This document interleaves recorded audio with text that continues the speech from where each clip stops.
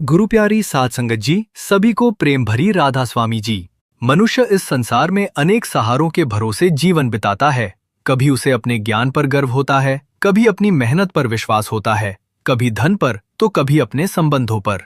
लेकिन समय का एक ऐसा भी पल आता है जब मनुष्य समझ जाता है कि इन सब सहारों की अपनी अपनी सीमा है।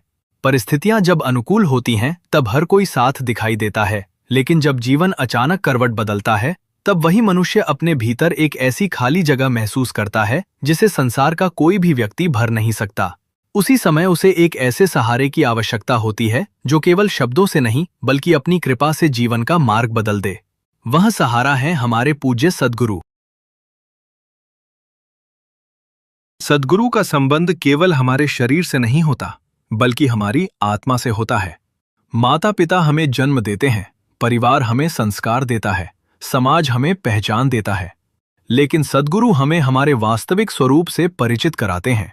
वे हमें ये नहीं सिखाते कि जीवन में कभी कठिनाई नहीं आएगी, वे हमें ये सिखाते हैं कि कठिनाई आने पर भी विश्वास कैसे नहीं टूटने देना है, क्योंकि जिस मनुष्य का विश्वास जीवित रहता है उसकी आशा भी जीवित रहती है, और जिसकी आशा जीवित रहती है उसके जीवन में कृपा का द्वार कभी बंद नहीं होता।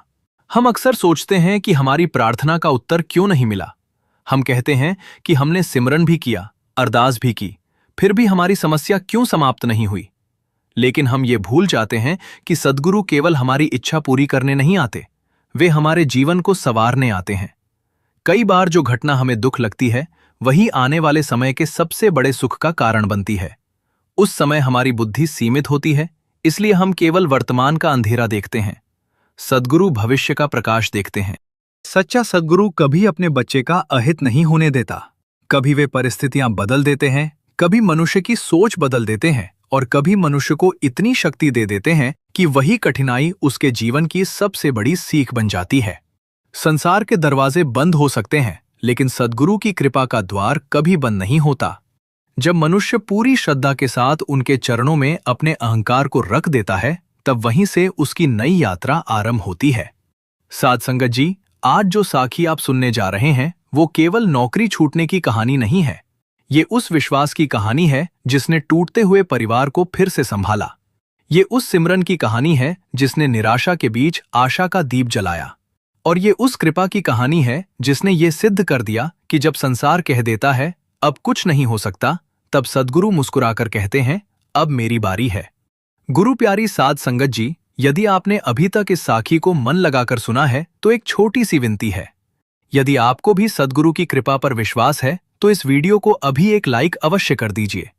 यदि हमारे चैनल पर पहली बार आए हैं तो सब्सक्राइब करके साथ जुड़ जाइए और बेल आइकन दबाकर ऑल पर जरूर क्लिक कीजिए, ताकि आगे आने वाली कोई भी सच्ची साखी आपसे छूट न जाए।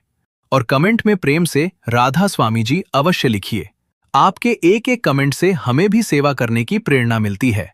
अब मैं आपको अपने जीवन की वह घटना सुनाने जा रहा हूं जिसने मेरी सोच, मेरा विश्वास और मेरी पूरी जिंदगी बदल दी। मेरा नाम अमनदीप सिंह है। मैं पंजाब के एक छोटे से शहर में अपनी पत्नी गुरप्रीत, 7 वर्ष की बेटी मीहर और बूढ़ी माँ के साथ रहता था। हमारा परिवार बहुत अमीर नहीं था, लेकिन सद्गुरु की दया से 2 वक्त की रोटी, सिर पर छत और मन में संतोष था। मैं एक निजी कंपनी में पिछले 9 वर्षों से नौकरी कर रहा था। तनख्वाह बहुत बड़ी नहीं थी, लेकिन इतनी थी कि घर का खर्च सम्मान से चल जाता था। मेरी एक आदत थी जिसे मेरी माँ बचपन से मेरे भीतर डालती आई थी। घर से निकलने से पहले 5 मिनट बैठकर सिमरन करना, चाहे देर हो रही हो, चाहे कोई कितना भी जरूरी काम क्यों ना हो। माँ कहती थी, बेटा जिस दिन सिमरन छोड़कर काम पर जाएगा उस दिन काम तो मिलेगा लेकिन मन की शांति खो देगा। मैं भी उनकी बात मानता था। कई बार समझ नहीं आता था कि इन 5 मिनटों से क्या बदल जाएगा, लेकिन आज पीछे मुड़कर देखता हूं तो लगता है कि शायद वही 5 मिनट मेरी पूरी जिंदगी का आधार थे। एक सोमवार की सुबह मैं हमेशा की तरह तैयार होकर कंपनी पहुंचा, लेकिन उस दिन ऑफिस का माहौल कुछ अलग था। लोग धीमी आवाज में बातें कर रहे थे, कुछ चेहरों पर चिंता थी, कुछ लोग मोबाइल पर लगातार किसी से बात कर रहे थे। मैंने सोचा शायद कोई सामान्य बात होगी, लेकिन कुछ ही देर बाद हमारे विभागाध्यक्ष ने सभी कर्मचारियों को मीटिंग हॉल में बुला लिया। कमरे में अजीब सी खामोशी थी। उन्होंने बहुत धीमी आवाज में कहा, कंपनी को पिछले कई महीनों से भारी घाटा हो रहा है। बहुत कोशिश करने के बाद भी स्थिति नहीं संभली। इसलिए आज हमें मजबूरी में कुछ कर्मचारियों की सेवाएं समाप्त करनी पड़ रही हैं। इतना सुनते ही पूरे हॉल में सन्नाटा छा गया। फिर एक एक करके नाम पुकारे जाने लगे। हर नाम के साथ किसी न किसी की दुनिया बिखरती जा रही थी। मैं मन ही मन सिमरन कर रहा था, जो भी होगा सद्गुरु की मौज होगी। लेकिन अगले ही पल अमनदीप सिंह। मुझे लगा जैसे किसी ने मेरे पैरों के नीचे से जमीन खींच ली हो। मैं धीरे धीरे उठकर आगे गया। एक लिफाफा मेरे हाथ में रख दिया गया। उसमें 3 महीने का सेटलमेंट चेक और नौकरी समाप्त होने का पत्र था। 9 साल, पूरे 9 साल की मेहनत सिर्फ 2 कागजों में समेट दी गई थी। मैंने किसी से कोई बहस नहीं की, कोई शिकायत भी नहीं की। बस चुपचाप अपना बैग उठाया और ऑफिस से बाहर निकल आया। बाहर आसमान बिल्कुल साफ था, लेकिन मेरे भीतर जैसे घना अंधेरा उतर आया था। मेरे हाथ में नौकरी खत्म होने का पत्र था और दिमाग में केवल एक ही सवाल घूम रहा था, अब मैं मां और गुरप्रीत को क्या बताऊं? यहीं से मेरी जिंदगी का सबसे कठिन अध्याय शुरू होने वाला था। ऑफिस की इमारत से बाहर निकलते ही मैंने एक बार पीछे मुड़कर देखा। वही दरवाजा जिससे मैं पिछले 9 वर्षों से रोज अंदर जाता था, आज मुझे ऐसा लग रहा था जैसे वो हमेशा के लिए बंद हो गया हो। मैंने जेब से मोबाइल निकाला। कई बार मन हुआ कि गुरप्रीत को फोन करके सब बता दूं, लेकिन हर बार उंगलियां रुक जाती। मैं जानता था कि जैसे ही वो ये खबर सुनेगी, सबसे पहले यही पूछेगी, अब क्या होगा? और सच तो ये था कि उस समय मेरे पास उस सवाल का कोई जवाब नहीं था। मैं सड़क किनारे एक बेंच पर बैठ गया। आसपास लोग अपनी अपनी जिंदगी में व्यस्त थे। किसी को जल्दी थी, कोई हंसते हुए अपने साथी से बातें कर रहा था, कोई चाय पी रहा था। दुनिया वैसे ही चल रही थी, लेकिन मेरी दुनिया जैसे एक ही पल में रुक गई थी। मैंने अनजाने में अपनी जेब टटोली। मां ने सुबह जाते समय प्रसाद के साथ एक छोटा सा कागज दिया था, जिस पर उन्होंने अपने हाथ से केवल 2 शब्द लिखे थे, विश्वास रखना। मैं उस कागज को देर तक देखता रहा। मेरी आंखें भर आईं। मैंने मन ही मन कहा, सद्गुरु, मैं मेहनत करता रहा, कभी किसी का बुरा नहीं किया, फिर आज मेरे साथ ही ऐसा क्यों हुआ? उत्तर कहीं से नहीं आया, लेकिन भीतर एक अजीब सी शांति जरूर उतरने लगी। शाम होने लगी थी। अब घर जाने के अलावा कोई रास्ता नहीं था। मैंने धीरे धीरे दरवाजा खोला। जैसे ही अंदर गया, मेरी 7 साल की बेटी मीहर दौड़ती हुई आई और मेरे गले से लिपट गई। पापा, आज आप जल्दी आ गए। उसकी मासूम मुस्कान ने मेरे चेहरे पर भी मुस्कान लाने की कोशिश की, लेकिन मैं सफल नहीं हो पाया। गुरप्रीत रसोई से बाहर आई। उसने एक नजर मुझे देखा और बिना कुछ पूछे समझ गई कि कुछ ठीक नहीं है। पति पत्नी का रिश्ता शब्दों से नहीं, आंखों से भी बहुत कुछ पढ़ लेता है। उसने धीरे से कहा, पहले हाथ मुंह धो लीजिए, फिर आराम से बैठकर बात करेंगे। मैं चुपचाप कमरे में चला गया। कुछ देर बाद हम दोनों बरामदे में बैठे थे। मां भी पास ही चारपाई पर बैठी थी। मैंने कांपते हाथों से वो लिफाफा गुरप्रीत की ओर बढ़ा दिया। उसने पत्र पढ़ा, फिर मेरी ओर देखा। मैं उसकी आंखों में आंसू ढूंढ रहा था, लेकिन वहां आंसू नहीं थे, वहां विश्वास था।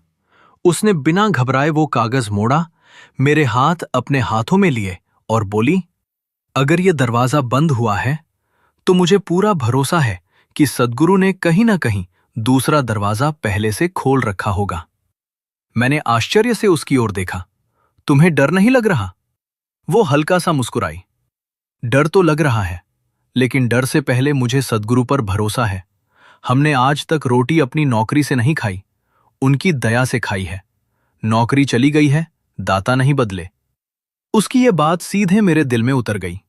उसी समय मां धीरे धीरे उठी और अपने कमरे से एक पुरानी कपड़े की थैली लेकर आईं। उन्होंने वो थैली मेरे हाथ में रखी। मैंने खोला तो उसमें कुछ नोट और कुछ सिक्के थे। मैंने हैरानी से पूछा, मां, ये क्या है? मां मुस्कुराईं। बेटा, पिछले कई सालों से घर के खर्च में से थोड़ा थोड़ा बचाकर रखती थीं। सोचा था बुढ़ापे में काम आएगा। लगता है सद्गुरु ने आज के दिन के लिए ही इसे बचवाया था। मेरी आंखों से आंसू बह निकले। मैंने महसूस किया कि कभी-कभी सबसे बड़ा धन बैंक बैलेंस नहीं होता, सबसे बड़ा धन होता है घर वालों का विश्वास। उस रात हमने तय किया कि अगले दिन से मैं नई नौकरी की तलाश शुरू करूंगा, लेकिन मुझे बिल्कुल भी अंदाजा नहीं था कि अगले ही दिन सुबह मेरे दरवाजे पर जो दस्तक होने वाली थी, वो मेरी पूरी जिंदगी की दिशा बदलने वाली थी। उस रात मैं बहुत देर तक सो नहीं पाया। बार बार वही बातें मन में घूम रही थीं। कर्ज नहीं था, लेकिन बचत भी बहुत कम थी। घर का किराया, बेटी की स्कूल फीस, माँ की दवाइयाँ और रोजमर्रा का खर्च, सब कुछ मेरी आंखों के सामने एक एक करके घूम रहा था। रात के लगभग 11 बजे मैंने चुपचाप उठकर घर के छोटे से कमरे में रखी सद्गुरु की तस्वीर के सामने आसन बिछाया। कमरे में हल्की सी रोशनी थी। पूरा घर सो चुका था। मैंने आंखें बंद की। पहले तो मन इधर उधर भागता रहा। कभी नौकरी याद आती, कभी आने वाला कल। लेकिन धीरे धीरे सिमरन करते करते मन शांत होने लगा। करीब 20 मिनट बाद मैंने एक ही प्रार्थना की, दाता, मुझे धन मत दीजिए, लेकिन मेरा विश्वास कभी मत छीनिए। यदि ये परीक्षा है तो मुझे इसे सहने की शक्ति दीजिए। मैं टूटना नहीं चाहता। इतना कहकर मैं उठ गया। उस रात कोई चमत्कार नहीं हुआ, कोई सपना नहीं आया, कोई दिव्य प्रकाश भी दिखाई नहीं दिया। लेकिन जाने क्यों मेरे भीतर का डर पहले से थोड़ा कम हो चुका था। अगली सुबह मैं जल्दी उठ गया। गुरप्रीत ने मेरे हाथ में टिफिन दिया और बोली, आज खाली हाथ वापस मत आना, नौकरी लेकर नहीं, उम्मीद लेकर आना। मैं हल्का सा मुस्कुरा दिया। पूरा दिन मैं एक ऑफिस से दूसरे ऑफिस भटकता रहा। कहीं अनुभव देखकर कहा गया कि अभी भर्ती बंद है, कहीं उम्र का बहाना बना दिया गया, तो कहीं कहा गया कि 2-3 महीने बाद संपर्क करना। शाम तक मेरे जूते धूल से भर चुके थे, लेकिन हाथ अब भी खाली थे। थका हारा मैं बस स्टैंड पर बैठा था कि तभी मेरे पास लगभग 60-65 वर्ष के एक बुजुर्ग आकर बैठे। उन्होंने मेरी ओर देखा और मुस्कुराकर पूछा, बेटा, बहुत थके हुए लग रहे हो। मैंने भी सम्मान से उत्तर दिया, जी बस नौकरी चली गई है, नई तलाश रहा हूं। उन्होंने कुछ क्षण मेरी आंखों में देखा, फिर बोले, जब एक दरवाजा बंद होता है तो लोग उसी को धक्का देते रहते हैं। समझदार इंसान पीछे मुड़कर देखता है कि शायद दूसरा दरवाजा पहले से खुला खड़ा हो। उनकी बात सुनकर मैं चौंक गया। ये वही शब्द थे जो कल गुरप्रीत ने कहे थे। मैंने उनसे पूछा, आप क्या करते हैं? वे मुस्कुराए, मैं भी कभी नौकरी करता था, आजकल बस लोगों को हिम्मत देने की कोशिश करता हूं। उन्होंने अपनी जेब से एक छोटा सा कागज निकाला। उस पर एक कंपनी का नाम और पता लिखा था। उन्होंने कहा, कल सुबह यहां चले जाना। मेरा कोई परिचित नहीं है वहां, लेकिन जाने क्यों मन कह रहा है कि तुम्हें वहां जरूर जाना चाहिए। मैंने वो कागज जेब में रख लिया। बस आने लगी। मैंने जल्दी से मुड़कर उन्हें धन्यवाद कहना चाहा, लेकिन जहां वे बैठे थे वहां कोई नहीं था। मैंने चारों तरफ देखा। बस स्टैंड खुला हुआ था। इतनी कम देर में कोई व्यक्ति बिना दिखाई दिए कहां जा सकता था? मैंने सोचा शायद मैं ध्यान नहीं दे पाया। मैं घर लौट आया। रात को गुरप्रीत ने वो कागज देखा और बोली, कल सबसे पहले यहीं जाना। मैंने सिर हिला दिया, लेकिन मुझे बिल्कुल भी अंदाजा नहीं था कि उस कंपनी में मेरा इंटरव्यू नहीं, बल्कि मेरी जिंदगी का सबसे बड़ा मोड़ मेरा इंतजार कर रहा था। गुरु प्यारी साध संगत जी, यदि आप भी अंत तक हमारे साथ जुड़े हुए हैं तो कृपया इस वीडियो को एक लाइक अवश्य करें। यदि अभी तक हमारे चैनल को सब्सक्राइब नहीं किया है तो अभी कर लीजिए और बेल आइकॉन दबाकर ऑल पर जरूर क्लिक करें, ताकि हमारी आने वाली कोई भी सच्ची साखी आपसे छूट न जाए। और आज कमेंट में एक बात जरूर लिखिए, आप ये साखी किस शहर, जिले या राज्य से सुन रहे हैं। हमें बहुत खुशी होगी ये जानकर कि सद्गुरु की महिमा देश और दुनिया के किन किन स्थानों तक पहुंच रही है। अगली सुबह मेरी आंख खुलने से पहले ही गुरप्रीत उठ चुकी थी। उसने चुपचाप चाय बनाई और मेरे सामने रख दी। उसके चेहरे पर चिंता तो थी, लेकिन उससे कहीं अधिक विश्वास दिखाई दे रहा था। उसने मुस्कुराकर कहा, आज जल्दी निकल जाओ। पता नहीं क्यों, लेकिन मेरे मन में बार बार यही आ रहा है कि आज का दिन खाली नहीं जाएगा। मैंने बिना कुछ कहे सिर हिला दिया।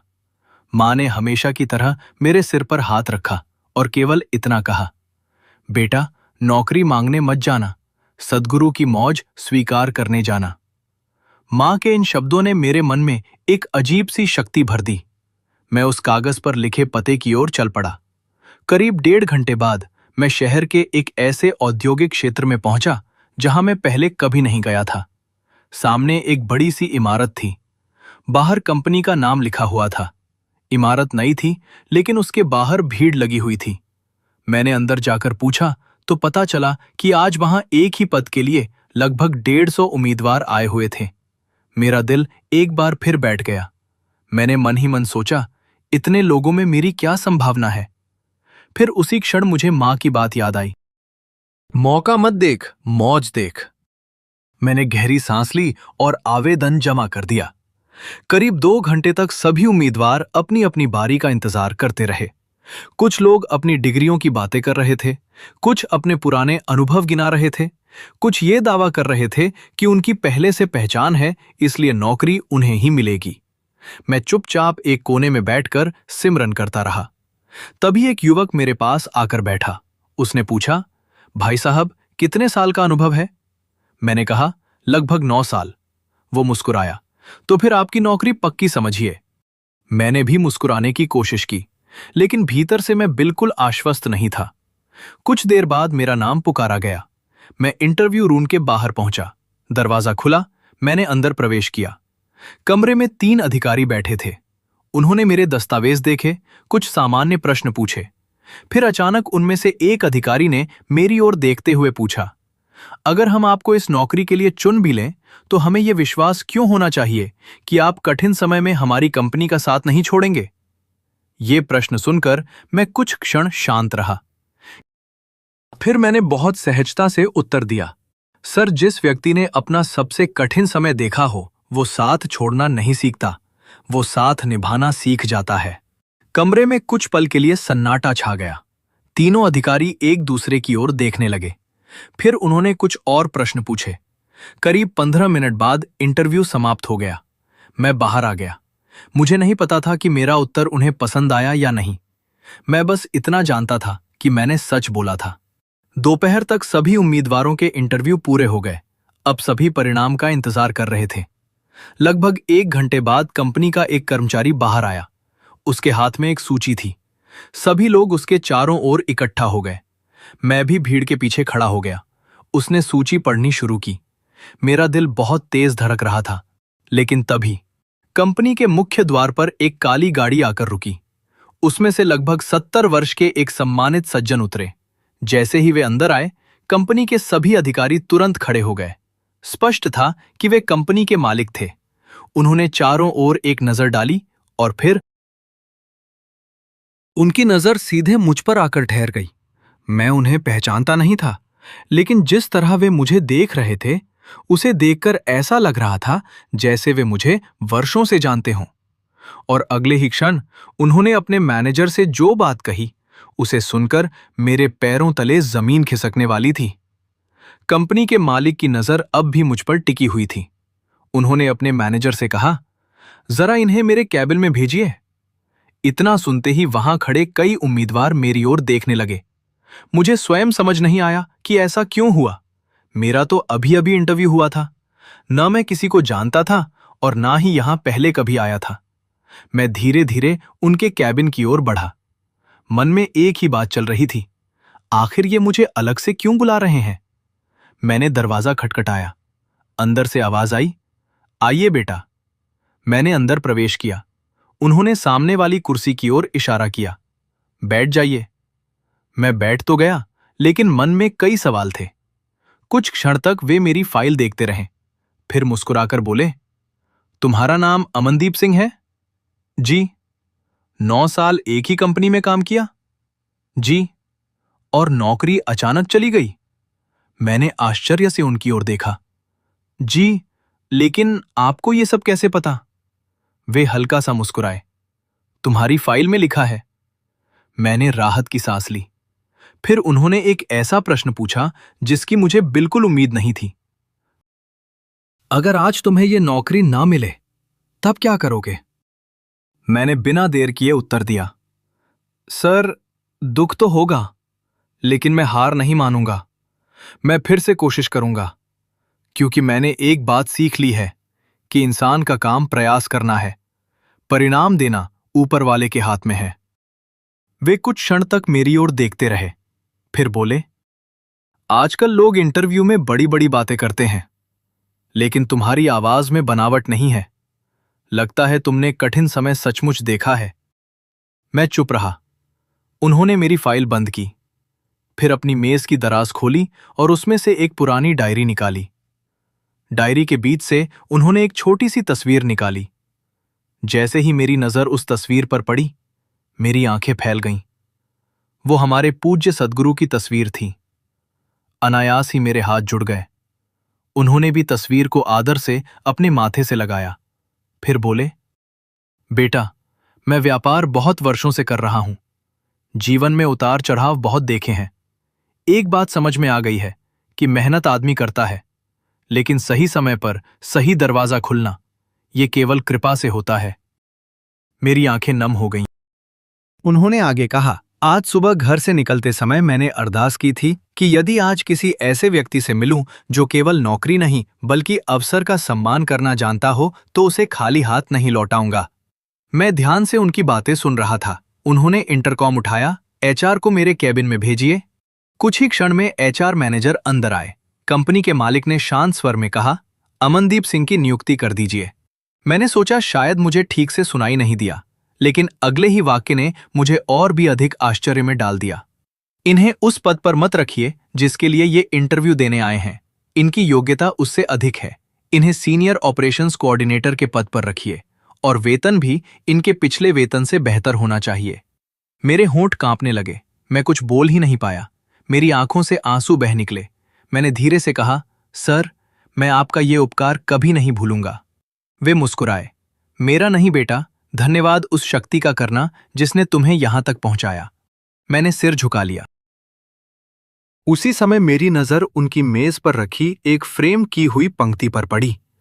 उस पर लिखा था, जिस दरवाजे के बंद होने पर तुम रो रहे हो सकता है वो तुम्हें उस दरवाजे तक पहुंचाने के लिए बंद किया गया हो, जहां तुम्हारी प्रतीक्षा पहले से हो रही है। उस एक वाक्य ने मेरे भीतर जैसे प्रकाश भर दिया। मुझे अचानक बस स्टैंड वाले बुजुर्ग याद आ गए। उनके शब्द, गुरप्रीत के शब्द, और अब ये वाक्य। तीनों का भाव एक ही था। क्या ये केवल संयोग था, या सद्गुरु मुझे किसी अदृश्य डोर से धीरे धीरे उस स्थान तक पहुंचा रहे थे? ये प्रश्न मेरे मन में लगातार उठ रहा था। लेकिन मुझे अभी ये नहीं पता था कि इस नौकरी का मिलना मेरी कहानी का अंत नहीं, बल्कि सद्गुरु की कृपा का वास्तविक आरंभ था। अगले सोमवार से मैंने नई कंपनी में काम शुरू कर दिया। पहले ही दिन मुझे ये एहसास हो गया कि ये जगह मेरी पुरानी नौकरी से बिल्कुल अलग थी। यहाँ काम अधिक था, जिम्मेदारियां भी बड़ी थीं, लेकिन वातावरण में एक अपनापन था। कोई किसी को नीचा दिखाने की कोशिश नहीं करता था। हर व्यक्ति दूसरे की मदद करने के लिए तैयार रहता था। पहले सप्ताह में ही मुझे कई नई फाइलें और प्रोजेक्ट सौंप दिए गए। शुरू में थोड़ा डर लगा कि कहीं मैं इतनी बड़ी जिम्मेदारी निभाना पाऊं, लेकिन हर बार जब मन घबराता, मैं भीतर ही भीतर सिमरन करने लगता। धीरे धीरे आत्मविश्वास लौटने लगा। एक दिन दोपहर के समय कंपनी के मालिक ने मुझे अपने कैबिन में बुलाया। मैंने सोचा शायद किसी काम में गलती हो गई होगी, लेकिन जैसे ही मैं अंदर पहुंचा, उन्होंने मुस्कुराते हुए कहा, अमनदीप, बैठो। मैं बैठ गया। उन्होंने मेरी ओर एक फाइल बढ़ाई। ये प्रोजेक्ट अब तुम संभालोगे। मैंने फाइल खोली। वो कंपनी का सबसे बड़ा प्रोजेक्ट था। मैंने घबराकर कहा, सर, मैं अभी नया हूं, शायद कोई अनुभवी व्यक्ति इसे मुझसे बेहतर संभाल पाएगा। उन्होंने मुस्कुराकर कहा, यही तो तुम्हारी सबसे बड़ी खूबी है। जिसे अपनी योग्यता पर घमंड नहीं होता, वही सबसे बड़ी जिम्मेदारी निभाने के योग्य होता है। मैं चुप हो गया। उन्होंने आगे कहा, मैंने तुम्हें नौकरी इसलिए नहीं दी थी कि मुझे एक कर्मचारी चाहिए था। मैंने तुम्हें इसलिए चुना क्योंकि मुझे एक ईमानदार इंसान चाहिए था। उनकी ये बात मैं जीवन भर नहीं भूल पाया। मैं पूरी मेहनत से उस प्रोजेक्ट में लग गया। करीब 3 सप्ताह बाद प्रोजेक्ट सफलतापूर्वक पूरा हो गया। कंपनी को बहुत बड़ा लाभ हुआ। सभी अधिकारी बहुत खुश थे। उस शाम कंपनी में एक छोटी सी बैठक रखी गई। सभी कर्मचारियों के सामने कंपनी के मालिक खड़े हुए और बोले, आज इस सफलता का श्रेय पूरी टीम को जाता है, लेकिन एक व्यक्ति का विशेष धन्यवाद करना चाहता हूं। उन्होंने मेरी ओर देखा। अमनदीप, जरा इधर आओ। मैं संकोच से आगे बढ़ा। उन्होंने सबके सामने मेरे कंधे पर हाथ रखा और कहा, जिस दिन ये हमारे पास इंटरव्यू देने आया था, उसी दिन मुझे लगा था कि ये केवल नौकरी नहीं ढूंढ रहा, ये अपने परिवार के लिए सम्मान ढूंढ रहा है। पूरा हॉल तालियों से गूंज उठा। लेकिन तभी उन्होंने अपनी जेब से एक पुराना लिफाफा निकाला। वही आकार, वैसा ही रंग, जैसा लिफाफा मुझे पुरानी कंपनी से नौकरी समाप्त होने के दिन मिला था। उन्होंने वो लिफाफा मेरे हाथ में रखते हुए कहा, इसे घर जाकर खोलना। मैंने आदर से लिफाफा रख लिया। शाम को घर पहुंचा। गुरप्रीत, मां और मीहर सभी इंतजार कर रहे थे। मैंने उनके सामने वो लिफाफा खोला। उसके अंदर एक पत्र था। पत्र में लिखा था, अमनदीप सिंह, आपकी ईमानदारी, समर्पण और कार्यशैली को देखते हुए कंपनी आपको स्थायी नियुक्ति के साथ विशेष प्रदर्शन सम्मान प्रदान करती है। साथ ही आपका वेतन तत्काल प्रभाव से बढ़ाया जाता है। पत्र के साथ एक बोनस चेक भी रखा था। मैं कुछ क्षण तक उसे देखता ही रह गया। मेरी आंखों से आंसू बहने लगे। मैंने चुपचाप सद्गुरु की तस्वीर के सामने वो पत्र रख दिया। उस दिन मुझे पहली बार पूरी तरह समझ में आया। जिस दिन मुझे पुरानी नौकरी से निकाल दिया गया था, मैंने उसे अपना सबसे बड़ा दुर्भाग्य समझा था। लेकिन आज वही घटना मेरे जीवन का सबसे बड़ा आशीर्वाद बन चुकी थी। यदि वो नौकरी नहीं जाती तो मुझे ये अवसर कभी नहीं मिलता। यदि वो दरवाजा बंद नहीं होता तो ये नया द्वार कभी नहीं खुलता। उस रात हम चारों ने मिलकर सिमरन किया। मेरे मन में एक ही भावना थी, दाता, आपने मेरी प्रार्थना मेरे कहे अनुसार नहीं सुनी। आपने उससे कहीं अधिक दिया, जिसकी मैंने कभी कल्पना भी नहीं की थी। लेकिन मुझे यह बिल्कुल भी पता नहीं था कि सद्गुरु की कृपा का सबसे सुंदर संदेश अभी बाकी था। और अगले ही दिन कंपनी के मालिक मुझे एक ऐसा रहस्य बताने वाले थे जिसे सुनकर मेरे रोंगटे खड़े हो गए और मेरी आंखों से आंसू अपने आप बहने लगे। अगली सुबह मैं हमेशा की तरह समय से पहले कंपनी पहुंच गया।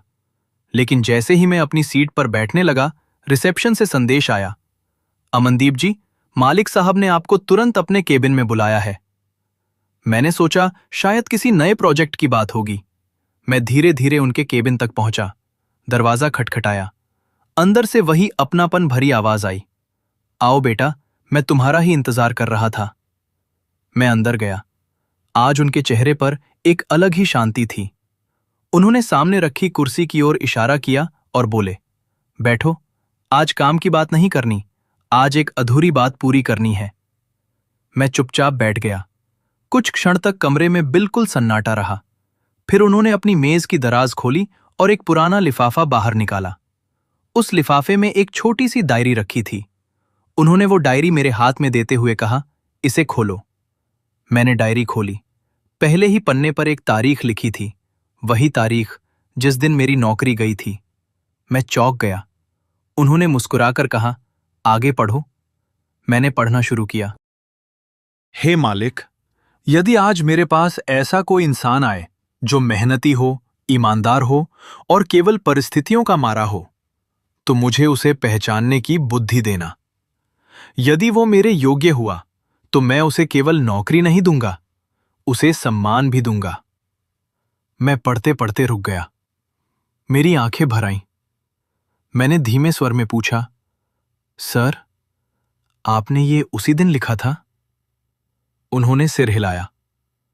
हाँ बेटा, उसी सुबह। मैं कुछ बोल ही नहीं पाया। फिर उन्होंने एक और बात कही जिसने मुझे भीतर तक झकझोर दिया। उन्होंने कहा, क्या तुम्हें याद है, तुमने बताया था कि इंटरव्यू से एक दिन पहले बस स्टैंड पर एक बुजुर्ग मिले थे जिन्होंने तुम्हें इस कंपनी का पता दिया था। मैं तुरंत चौकन्ना हो गया। जी, बिल्कुल याद है। उन्होंने पूछा, क्या तुम उन्हें फिर कभी मिले? नहीं सर, बहुत खोजा, लेकिन कभी नहीं मिले।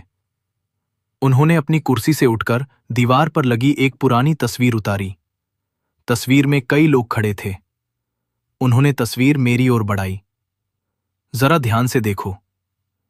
मैंने तस्वीर को गौर से देखा और अचानक मेरा दिल जोर जोर से धड़कने लगा। तस्वीर के एक कोने में वही बुजुर्ग खड़े थे, वही शांत मुस्कान, वही चेहरा, वही आंखें। मेरे हाथ कांपने लगे। मैंने घबराकर कहा, सर, यही हैं, यही तो थे। कंपनी के मालिक की आंखें भी नम हो गईं। उन्होंने बहुत धीमी आवाज में कहा, ये मेरे पिताजी हैं। मैंने राहत की सांस ली, लेकिन अगले ही पल उन्होंने जो कहा उसे सुनकर मेरे पूरे शरीर में सिहरन दौड़ गई। और इन्हें इस संसार से विदा हुए आज पूरे 8 वर्ष हो चुके हैं। मेरे हाथ से तस्वीर लगभग छूट गई। मैं कुर्सी पर ही बैठा रह गया। मेरे मुंह से एक शब्द भी नहीं निकला। कमरे में गहरा सन्नाटा था। कुछ देर बाद उन्होंने कहा, मैं ये दावा नहीं करता कि तुमने किसे देखा था, लेकिन इतना जरूर मानता हूं कि जब मनुष्य पूरी श्रद्धा से सद्गुरु पर विश्वास करता है, तब कृपा ऐसे रास्ते बना देती है जिन्हें हमारी बुद्धि समझ ही नहीं सकती। मैंने तस्वीर को अपने माथे से लगाया, फिर मेरी आंखों से आंसू लगातार बहने लगे।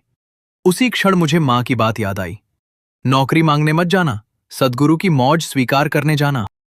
आज मुझे समझ में आ गया था, मेरी नौकरी नहीं गई थी, मुझे वहां से निकाला गया था, जहां मेरी आवश्यकता समाप्त हो चुकी थी, ताकि मुझे वहां पहुंचाया जा सके जहां मेरी प्रतीक्षा पहले से हो रही थी। उस शाम मैं सीधे घर पहुंचा। मैंने मां के चरण छुए, गुरप्रीत को सारी बात बताई। हम चारों चुपचाप सद्गुरु की तस्वीर के सामने बैठ गए। उस दिन किसी ने कोई बड़ी प्रार्थना नहीं की, हमने केवल धन्यवाद किया, क्योंकि उस दिन मुझे एक बात जीवन भर के लिए समझ आ गई।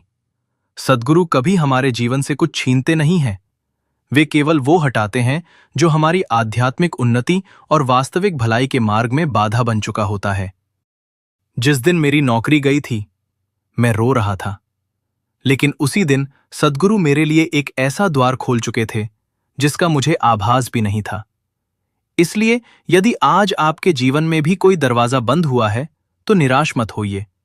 हो सकता है सद्गुरु आपको उस स्थान तक ले जा रहे हों जहां आपकी कल्पना से भी बड़ी कृपा आपका इंतजार कर रही हो।